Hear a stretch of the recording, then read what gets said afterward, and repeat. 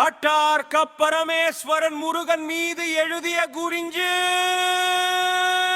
மான் செய்யுள் நாடகம். செய்யுள் நாடக காப்பியம் பகுதி 35.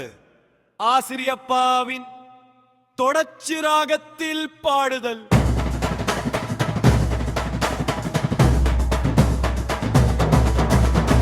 மிருதங்கம் வாசித்தபடி பாடுதல்.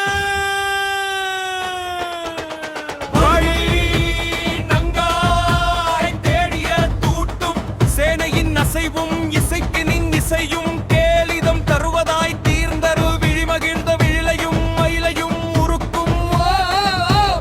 இருவரும் பேசாமல் இருக்க உனதுவே லவனங்குளனோ தெரிவி பருவி எனது மனத்தில் உறைந்தனர். ஆனார் ஏமனும் ஊரில் தெரியேன் அம்மீம தேடின இடம் போய் அறியாய் நீ.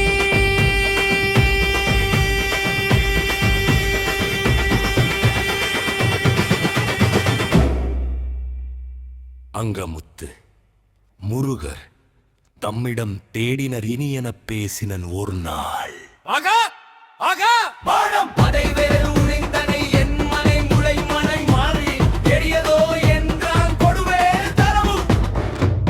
இருள் சூழ் மத்தியில் இருவரும் அதிர்ச்சியாம் அடிமனம் உடைந்து யோய் கொடு நீர் பாயும் தரு சிறு வேங்காய் மரம் உண்டாங்கே சிறுமலை சிறந்த பெருநாள் வெல்வின் தண்ணீர் கொண்ட புண்ணிய பலமரம் முற்றம் என்னிட உதைப்பவன் வேண்டி கற்றலை அறுத்த திருகி அறுத்து விடுவது போல அழுதிட பரன் மேல் அழகும் வேம்புதன் பாதையும் தீட்டி பழகினான். தாழ்தரா அழுவது போக்கி ஒருவரும் பேசாமல் இரவு பொழுதிருந்தோ திரையிடை மலம் மலர் தாமராய் படர்தென் தருதோ உணர்ந்தென குன்றா சேந்தனர் வருவதும் தெரியாமல் இருப்பது மதன என்ன மதை கற்றிலன் நக்குணம் தகர்ந்திலன்